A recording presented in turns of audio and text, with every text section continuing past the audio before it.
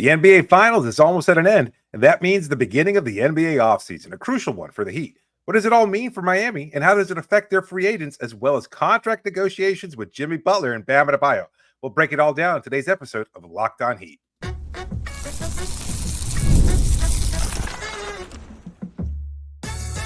You are Locked On Heat, your daily Miami Heat podcast, part of the Locked On Podcast Network, your team every day. You are Locked On Heat, your everyday podcast on the Miami Heat. Whether you're tuning in on YouTube, Odyssey, or your favorite podcast app, thanks for making Locked On Heat your first listen every day, Monday to Friday. I'm Wes Goldberg, editor at allyoucanheat.com, here with David Ramil. Both of us are credentialed Heat media members, and today's show is brought to you by Prize Picks. It's the easiest and most exciting way to play daily fantasy sports. Go to prizepicks.com/LockedOnNBA. Use the code all lowercase LockedOnNBA for a first deposit match up to $100. We're going to go over a few situations as this offseason gets planned out for the Heat. The offseason is officially going to begin the day after the NBA Finals ends, which could be as soon as tonight. Because of a new wrinkle in the CBA, teams are allowed to negotiate with their upcoming free agents from the day after the Finals ends until the start of free agency on June 30th. That could give the Heat more than a week to negotiate new deals with their own free agents before those free agents even reach the open market. So a decent advantage there, again, new to the CBA this season. We're going to talk about whether or not they can keep Caleb Martin, some interesting wrinkles when it comes to Jimmy Butler and Donovan Mitchell's contracts and their looming extensions. But before we do that, let's look at some of the unrestricted free agents that the Heat are going to be dealing with. And we should start with Haywood Highsmith. David, it's been reported by Bobby Marks and others that Highsmith could get a contract in the realm of $8 to $10 million a year. And so when you're talking about what the Heat have to do, if the finals are over tonight, Thursday night, whenever they end up finishing, and obviously people will know mostly when they start hearing this, do they come out right out the gate with a sizable offer in that $8 to $10 million range? And if they do, is that something that Highsmith might be like, hey, that's great, I'm going to go ahead and sign that. We can kind of come to an agreement as we get closer to the free agency, or maybe he just waits. I mean, he can't formally agree on anything until a week into July, but there's an opportunity for the Heat to give him a sizable offer now so that he maybe doesn't explore as much of the open market as maybe he'd want if he's, again, getting that offer that he's looking for. We've seen this before, and it plays a major role in the kind of appeal to players, and that once the clock strikes midnight, the first call goes to whomever. It signifies something. It means something. It shows that they want me. That's the way the player interprets it. And so if you're looking at having to juggle between Caleb Martin, who's probably going to be priced out of any offer Miami could afford, and Haywood Highsmith, who might be convinced to take a slightly lesser deal to stay at Miami. And this is also a position on my part, but I think that's just how it works out in terms of the projected salary numbers for each of them next year. Caleb a little bit higher than Haywood. If Haywood's much more in the range that Miami could afford, I think the first call goes to Haywood Highsmith. And I think it makes a big deal to Highsmith to be a guy who was virtually undrafted to being cast off, looking for a chance to get his footing in the NBA, and to now be on the cusp of entering his first major free agency period as a guy that a lot of teams might target and want and be able to throw a large, significant amount of money at. For the Heat to be able to approach him right away and say, you know what, you're our target. You're the guy we want to keep. We've invested in you. We believe in you. We believe in your future. I think that means a great deal. And I think that they do throw whatever money they feel comfortable with. And again, there's a lot kind of deciding that. It's not just we can afford $10 million. They can't afford anything. They're really at a point now, as we discussed with Keith Smith when we were talking about the salary cap and what everything else is, how it shakes up for Miami. There's not a lot of wiggle room there, but there is, you can go over the cap, you can go and get yourself into the luxury tax area, which is not where Miami wants to be. And I don't know that they'll necessarily go there for Haywood Highsmith, but if they're going to look to keep Highsmith, I think he's their first target. Kind of like what they did last year. Like if they had to decide between Max Strus and Gabe Vincent, they chose Vincent. They prioritized him because he was a little bit more affordable, at least in the kind of greater perspective. They kind of let Max deal with whatever he could, and he wound up getting much more money from the Cleveland Cavaliers than Gabe Vincent got from the Los Angeles Lakers. So I think it's kind of going to play out similarly. And they lowballed Gabe Vincent, and he ended up signing with the Lakers, so they lost both of them. And well, I don't know, lowball though. I mean, was it he really didn't get a as lowball? much. He reportedly got offered more from the Lakers than he got the Heat, and he said, "Okay, I'm going to go to the No Lakers." doubt. So, no doubt. Yeah, so your point, maybe lowballed was too strong of a word, but if Gabe Vincent felt like he got lowballed, then he went to the Lakers for a reason. You're right. I think if you're the Heat, you have to have a price tag for Haywood Highsmith in mind, just like you approached the Gabe Vincent thing before. But Gabe was able to find a more lucrative offer somewhere else and went ahead and took it. I don't know. To get Haywood Highsmith to just not take any meetings, it would take a blow-away offer, like an offer he can't refuse, $15 million a year, something like that. And for the record, the Heat can offer him what they can offer him the max if they wanted to. Obviously, they won't, but I'm making a point. They can offer him whatever they want, and it does. Of course, it would go over that second luxury tax apron. It would cost them a lot of money, but they do have the ability to do it. I say that only because you're obviously going to come someplace short of that. Do you want to go over that second tax apron, understanding that if you let Caleb Martin walk, and we'll talk about this a little bit later in more detail, but that essentially will unlock the taxpayer mid-level exception for you. But then if you go ahead and use that taxpayer mid-level exception, it hard caps you at around $189 million.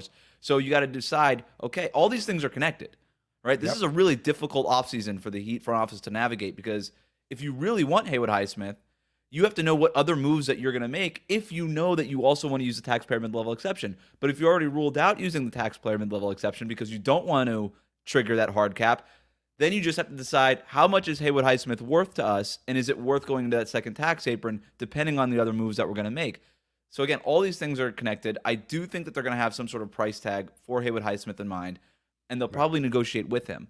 The benefit of having this open window where they're allowed to talk to Haywood and nobody else does is they're able to explain all these things to Haywood, saying, hey, look, maybe we can't give you an offer like on paper in writing right now because we're not really sure how all these other things are going to play out, but we're pretty comfortable that what we're going to be able to offer you something in the realm of, let's call it $8 to $10 million. Like we feel comfortable that we'll be able to get, who knows what they're ultimately comfortable with, but maybe they're able to explain that to him and says, but all these, we don't know if these other guys are going to opt in or opt out. We don't really understand. We don't know what exactly our financials are, but if we can get you in this range, do you think, unless you get blown away by some other offer on the open market, that would be good enough where we can convince you to come back? Because we'd love to have you back here. You're going to be a very important part of our future. We already figure that Caleb Martin's probably out the door. And again, this is all hypotheticals in a negotiation. Right. And that's sort of the benefit here. So just because the Heat are going to be able to negotiate with Haywood Highsmith right away, two things. Number one, he can't sign that contract until after the first week of July formally, even though you can agree on things before then, right? With the moratorium that's from July 1st to July 6th and all these things. Ridiculous. Yeah, so many weird calendars. Otherwise known as the tampering period. The legal tampering period that Pat Riley asked for and I guess didn't realize existed already in his end of season press conferences. I wish we had a legal tampering period. And we're like, you do have that. And then number two, I already forgot what the number two was because I got sidetracked. So that's Haywood Highsmith. It's not going to be easy. Let's talk about the other two unrestricted free agents, DeLon Wright, Patty Mills. No guarantee either of them comes back. They both were midseason acquisitions for the Heat. I look at this as a little bit of an either or. I see, both of them can walk. I think if I had to bet like $5, one of them comes back. And I would say there's a very low chance that both of them come back. And if I had to pick one, I think it would be DeLon Wright, despite the fact that his beginning of his Heat tenure could be qualified as a little rocky because of some of the stuff that he didn't get on the court and some of the playing time. But I think by the end of the year, they felt pretty comfortable with him. I think he's got more upside. I think he just checks more boxes than Patty Mills does at this stage of his career. And he's got a bunch of fans in that front office and in that building because of obviously the family ties and things like that. So DeLon Wright back at the minimum, I could see it, but I think that's another thing where they would say, hey, you know what? We'd like to have you back. We'll see how the roster kind of shakes out. Is the minimum going to be something you'd like to come back to and return to Miami for in a reserve role? Maybe not even just it might not be at a regular rotation role every night, but you're going to be on the roster. Maybe it's something like that. I can't imagine. I'm sure he'd be happy with that offer. Just to, again, kind of provide some security, maybe a 2-year deal, 2-year kind of an minimum, option. maybe. Yeah.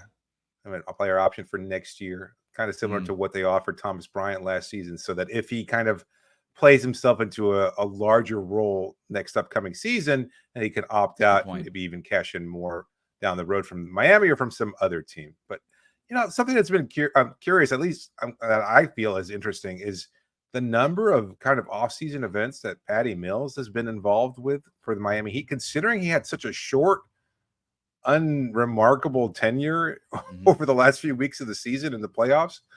Like, he's been involved in a lot of different things locally in Miami and with the Heat specifically. Like, I don't know now. I would have guessed like 100% that DeLon Wright was probably the priority for the Heat, but I wouldn't be necessarily surprised if they didn't bring back Patty either.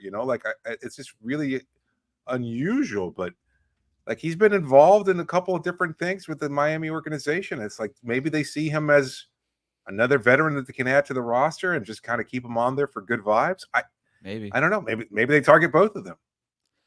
You got to leave it open, right? It just depends on how the rest of the roster is. They have 10 guys under contract right now, and I'm assuming we'll get to this here in a minute, but certain guys opt in.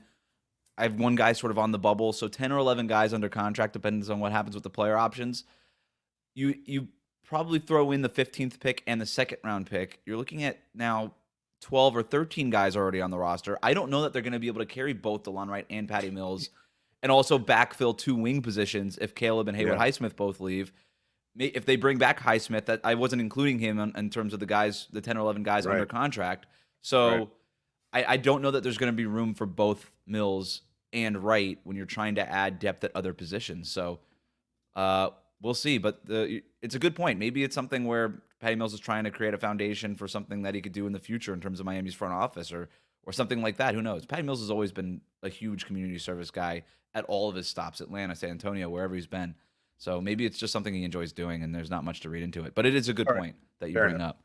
All right, let's talk about some of Miami's guys with player options. Who do we think is going to opt in? Who do we think is going to opt out? We'll talk about all that next here on Locked On Heat. Today's episode is brought to you by LinkedIn.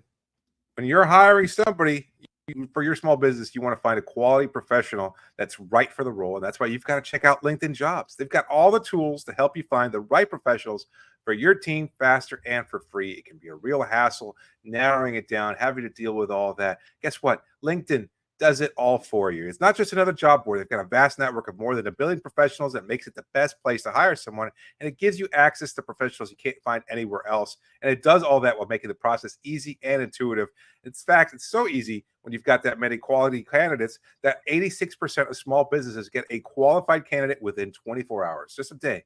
LinkedIn knows that small businesses are wearing a lot of hats and they might not have the time or resources to find the right hire. So they're constantly finding ways to make the process easier. And they just launched a feature that helps you write job descriptions, making the process quicker than ever before. 2.5 million small businesses use LinkedIn for hiring.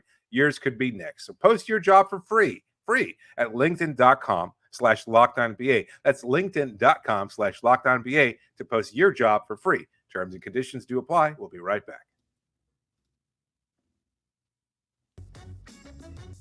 Thanks for making Locked On Heat your first listen every day. Miami Heat talk every day, 5 days a week. If you're new to us on YouTube, hit that subscribe button. You can also follow us on your favorite podcast app.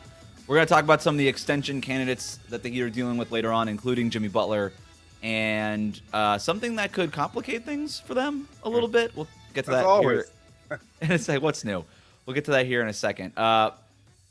So the Heat have 4 guys with player options. Caleb Martin's the headliner. $7.1 million player option. Let's just go ahead and report it now that he's opting out. It's been widely believed that that's happening. They will have the taxpayer mid-level exception available if he opts out. And that's around $5 million, a little bit more than $5 million. That would, as I said before, hard cap them at around $189 million. So that would leave only around $7 or $8 million to fill out the roster. But it's possible that they could do it. But it would also mean that Caleb Martin and more likely than not, Haywood Highsmith would be walking. So that's sort of the thing with Caleb Martin. If he does opt out, he'd have the taxpayer mid-level exception available, but then they could also re-sign him similar to Highsmith to whatever money that they want up to the max, so they could bring him back, and that would take them above the second apron. More likely than not, everybody basically pins Caleb Martin at making almost twice as much as what he made last year. Again, $7.1 million option for next year. It feels like he's probably in line for the taxpayer mid-level exception, which is about $12.9 million per year. So a chance to almost double his salary annually for a 3 or 4 year contract seems like the likely result for Caleb Martin this summer, which would ultimately obviously mean probably priced out of what Miami could do. Yeah, I think that's a no-brainer there. I mean, Caleb earned it. Maybe his value was a little higher last year, but he didn't really have that option, that potential for it last season. And now he can go ahead and cash in. I mean, if for anybody holding out hope that Caleb says, you know what, I'm going to opt in, let me run it back, there's no chance. Not in the NBA, not with so much money at stake here. If you can get something that doubles it for a number of years to provide the kind of security that he's never had at the NBA level, absolutely he'll take it. And so there's it's virtually a guaranteed that Caleb is no longer going to be in a Heat uniform. Yeah, the only way that they could somehow do this is you salary dump somebody else in a very major salary dump move, right? A cost-cutting move in order to create a whole lot of cap space to bring back Caleb Martin. But what you're talking about is either trading Tyler Hero and getting nothing back except for draft picks, maybe very small salaries, or Terry Rozier or Duncan Robinson. And as good as Caleb Martin has been, I don't know that the Heat want to go jump through those hoops and get rid of another core piece of their roster to try to retain Caleb Martin, when that's probably not a guarantee, because he's also going to have this option to go into the open market and field offers that might be even more than the taxpayer mid-level exception, even more than $12.9 million a year. So in terms of potential landing spots, I thought this was probably more interesting because you and I agree that he's probably 99.9% chance Caleb Martin is not playing for the Heat next year because he's going to get paid. And again, good for him. Detroit makes a lot of sense in terms of a team that might offer him a lot of money. Utah, these are just small market teams that don't really have access to the star players because they don't want to go to these markets. But if they're out there throwing a bunch of money at Caleb Martin, that could work. Detroit, who's in need of some Heat culture and some winning ways, that makes a lot of sense. Utah, they can use some wing defense. That makes a lot of sense. Washington, again, in need of winning character traits and things like that, could really use somebody like Caleb Martin. I think Chicago would be a really interesting fit for him. They have the taxpayer mid-level exception that they could use. Indiana, probably in need of another wing defender, even with Aaron Nesmith there, could make some sense. Caleb Martin can get up and down the court. He can fly with Tyrese Halliburton and play a fast pace. Kind of like that fit for him. Again, taxpayer mid-level exception. And then Sacramento, a team that I've been trying to trade Caleb Martin to for like a year now because I just think the connection makes so much sense. Does make some sense there too, and they have the money available. There's some tough spots there, but there's a lot of losing. A couple teams that are projected to win: Sacramento and Indiana. 3 losers and 3 winners. Yeah. Who's the third winner? Chicago or Utah? 2.5 winners. Yeah. Good point. Could be 2 and 4 there. Yeah, right. Chicago is winning-ish and Utah is winning-ish. But there'll be playing time and there'll be money there. All right. Beyond Caleb Martin, Kevin Love has a player option for $4 million. You and I expect that Kevin Love will exercise that, opt in, and be with the Heat next year. Josh Richardson, $3.1 million player option. Tough end of the year for him with the injury, but I also think it sort of cleared the way for him to just sort of opt in. He didn't do anything this year that says he should opt out and find more money elsewhere. I don't think that money is going to be there, so it makes more sense for him to opt in. Before we get to Thomas Bryant, do you disagree with anything on the Kevin Love, Josh Richardson fronts?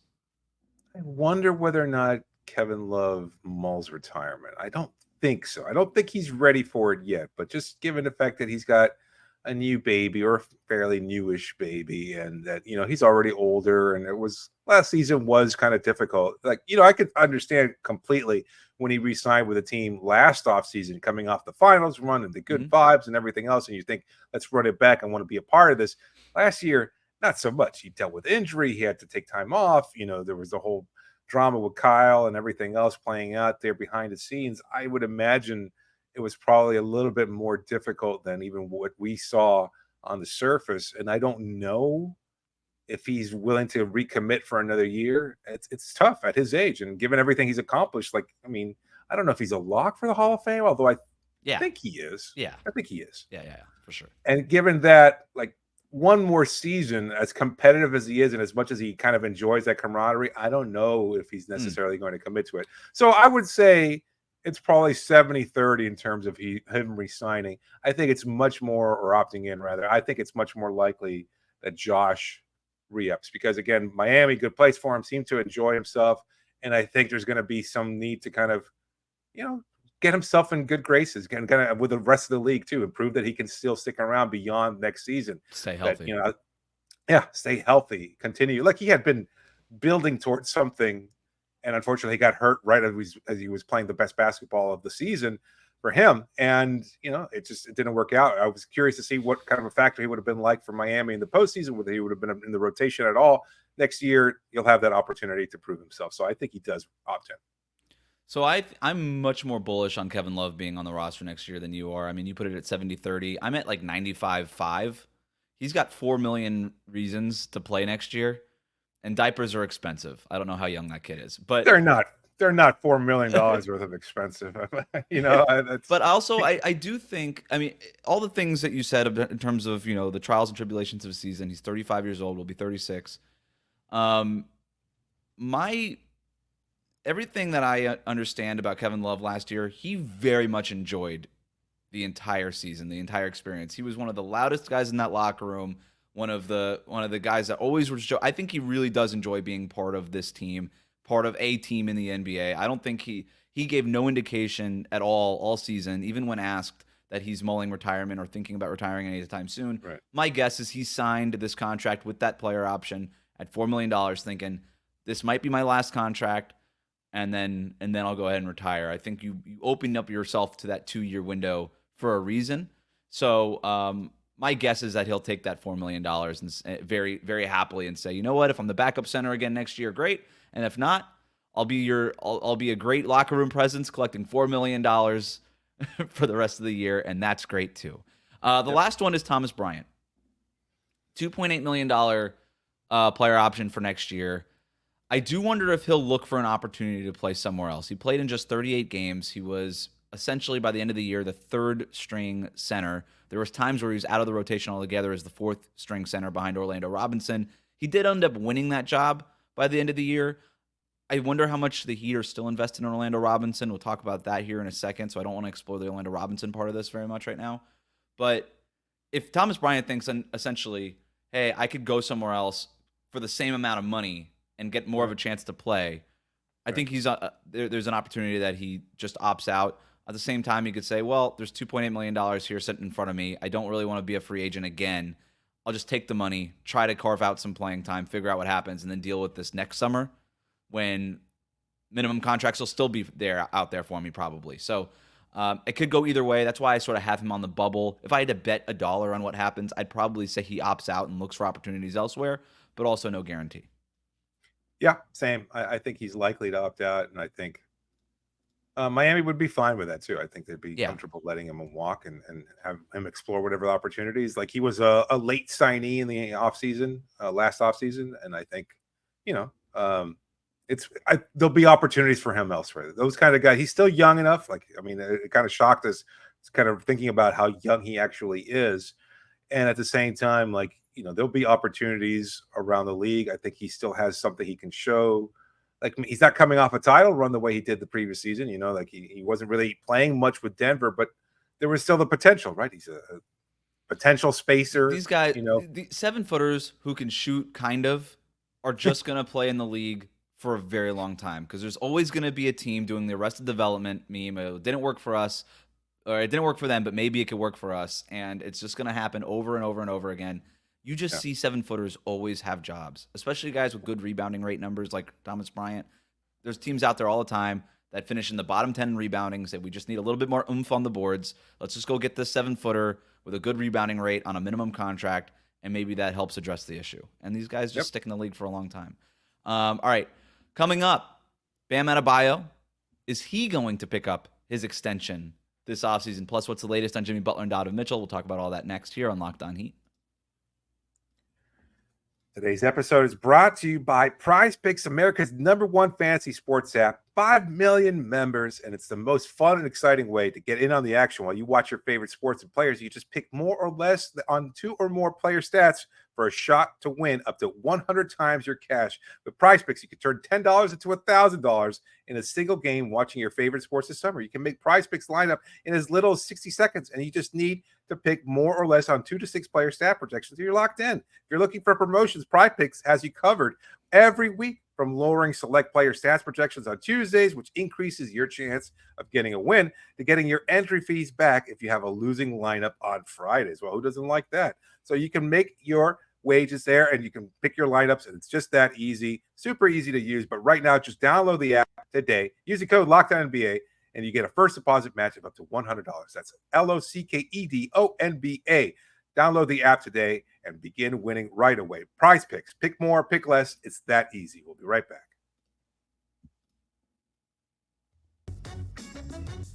Thanks for making Locked On Heat your first listen every day. Make sure you're subscribed on YouTube. Let us know what you think the Heat's priority should be this offseason in the comments section.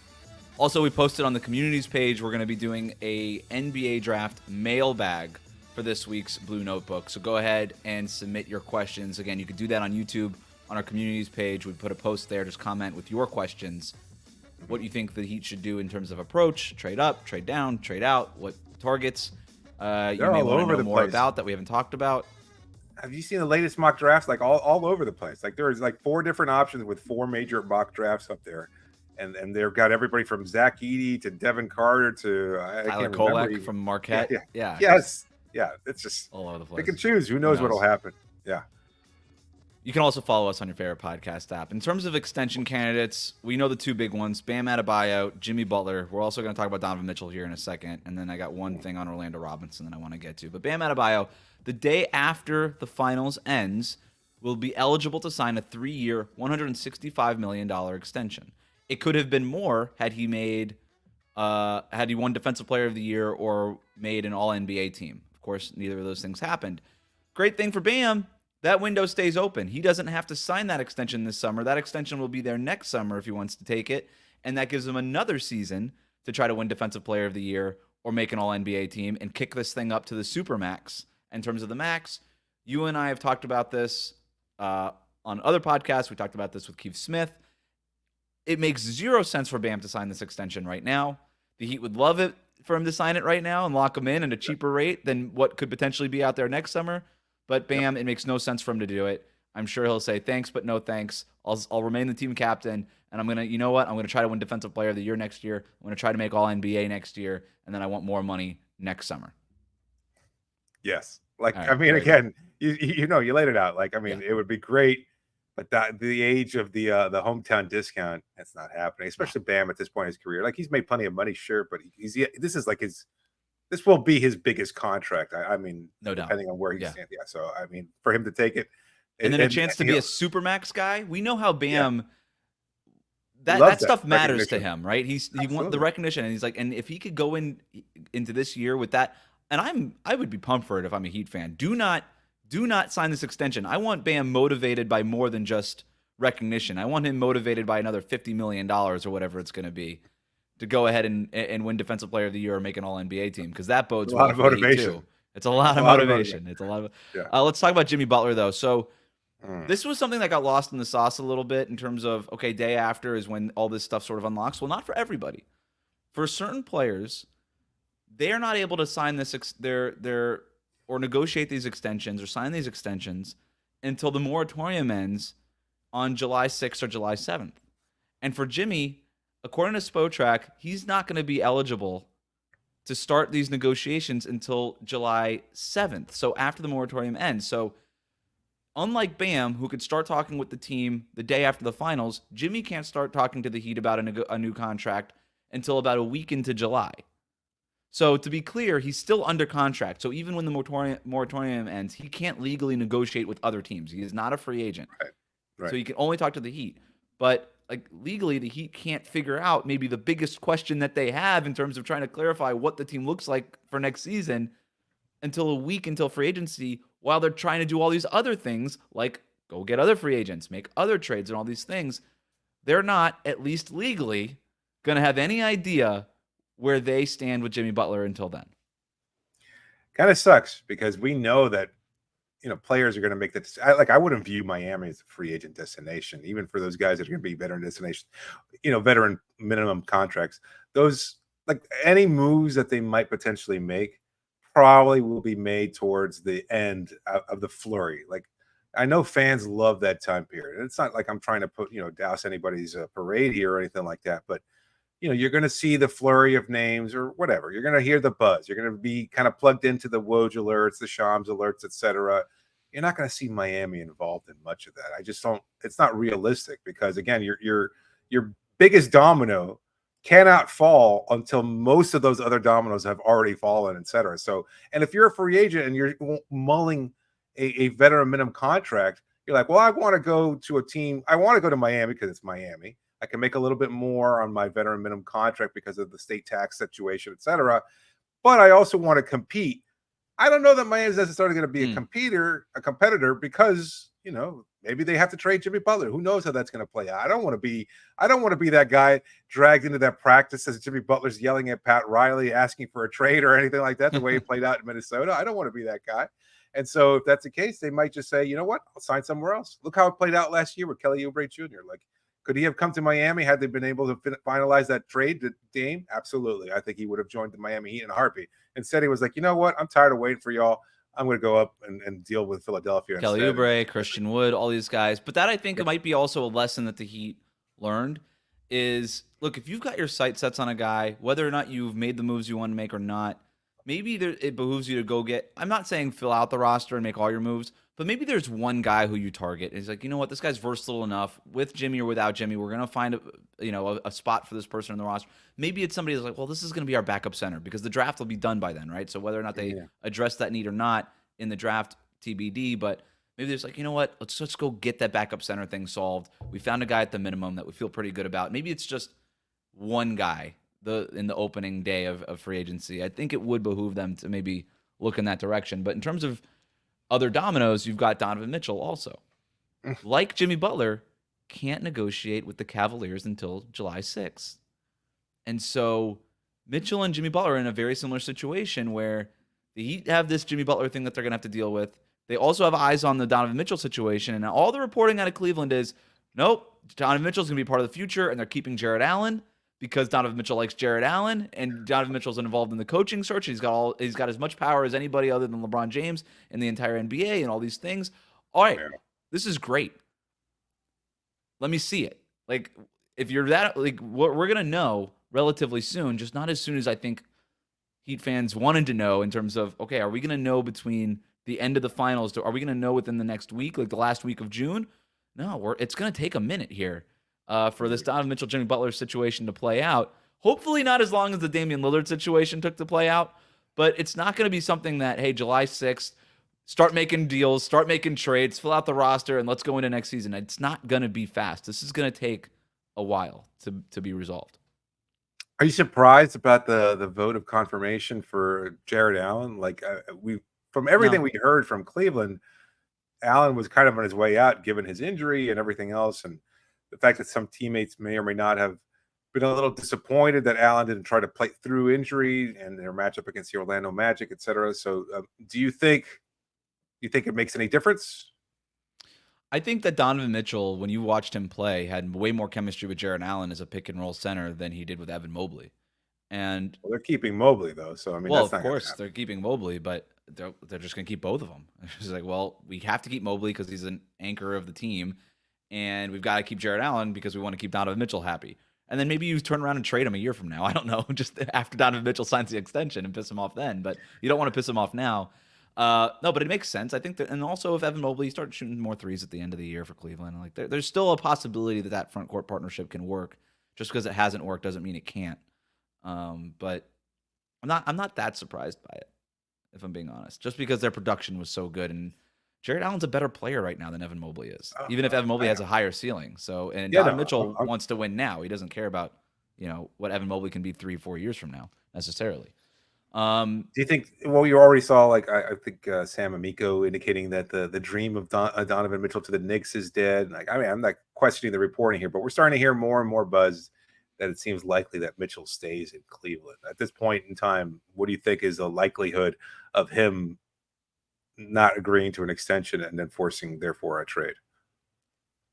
It's a great question. I still think a lot of the news out of Cleveland is being leaked to maybe push teams away from going after Don't Donovan even Mitchell. put an offer together. Yeah, right. Like because they want to. They gave up so much for Donovan Mitchell. They want to keep Donovan Mitchell. So sure. And if it takes trading Darius Garland and all this stuff to keep him happy, they'll do it. They don't care. Donovan Mitchell's a better player. So I don't know. We haven't heard a whole lot from Donovan Mitchell's side. It feels like a lot of the reporting, and this is just me guessing, reading tea leaves, is leaks from the Cleveland side. More and more optimistic that they could re-sign Donovan Mitchell. Donovan Mitchell's not doing that. He's not giving away his leverage, leaking stuff like that. Why would he do that? So, I don't know. Like that leak of Donovan Mitchell has more power in the league than maybe anybody is besides LeBron James, and maybe even LeBron James screams the Cavaliers leaking that to the media, saying, if Donovan Mitchell, if you're not happy here, you have more power than you'll have anywhere else in the league, right? Yeah. And so that's basically them saying that. So I will hold my skepticism until Donovan Mitchell actually puts pen to paper and signs that extension. And I think the Heat should operate the same way in terms of the Knicks. I wouldn't have traded for Donovan Mitchell even if he didn't sign. You've got Jalen Brunson. Jalen Brunson and Donovan Mitchell don't make sense. Right. There's other stars that make sense with Jalen Brunson if you're the Knicks. You found your star. Congrats. You don't need Donovan Mitchell anymore. The Heat, you need Donovan Mitchell. I would keep that open. All right. So beyond those things, one last note that I want to get to here, and this is a minor one. Orlando Robinson, his contract becomes guaranteed fully on July 15th. It's $2.1 million. So it's not a lot of money. If Thomas Bryant opts out, and then maybe the chances increase in Orlando Robinson staying. You were there in Vegas last year when they signed Orlando Robinson. They were so high on Orlando Robinson this time last year. It feels like they've cooled a little bit on Orlando Robinson since then. Again, he lost his third-string center job to Thomas Bryant by the end of the year. But that doesn't necessarily mean that they don't think that Orlando Robinson can be a contributor going forward with more coaching and more time for development. I guess we'll find out by July 15th. They basically have to make a decision on this, although we have also seen contract guarantee dates pushed back. So we could also see that for Orlando Robinson, especially, with Summer League kind of going on around this time. Hey, can we push this back a little bit closer to the beginning of the season, maybe even during training camp? My guess is that's what happens, unless there's a bunch of moves that happen where the Heat need that roster spot sooner rather than later, which would be a little bit surprising if that was all happening within the first couple of weeks of July. So my best guess is that guarantee date will probably be pushed back at least until training camp going into next season. But again, that's a guess. Does he participate in Summer League? Probably. I don't know. That's a good question. I don't know. If they offer it to him, he should. I don't think he would. Like, I think like he competing, what is he going to do? Is he going to even get better than what he did last year? Like, he's already beat up on the Summer League competition. Like, it's good to get some run and everything else like that. But I think you'd rather show more behind the scenes. Like, if he dominates there, it's not going to change anything because he dominated last season and he still wind up not having that carry over into the regular season. That's fair. I guess I would just say because of the timing of it, you want to be around the team. It's a lot harder to cut the guy who's there than to cut the guy who's not there. It's like, as long as you're around the team, you're around the coaches, you're around. We know that Andy Ellsberg, Adam Simon, Pat Riley, they'll go to Vegas for Summer League. All these guys. I think if you're Orlando Robinson, you just want to be around them. To me, is that smack dab of when games are taking place in Vegas? Like July 15th? That feels like right around the Summer League schedule, right? Yeah, it's like that. It's right after. You're on the team today, you're not on the team tomorrow. So right. Enjoy your time in Vegas. That's why I think it just sort of makes more sense for everybody to just push it back and figure it out later. There's no rush for that decision to be made. He gets hurt in Vegas too, though. Yeah, that's always a risk. All right, that'll do it for us today. Thanks for making Locked On Heat your first listen every day. Like, comment, and subscribe on YouTube. Follow us on your favorite podcast app.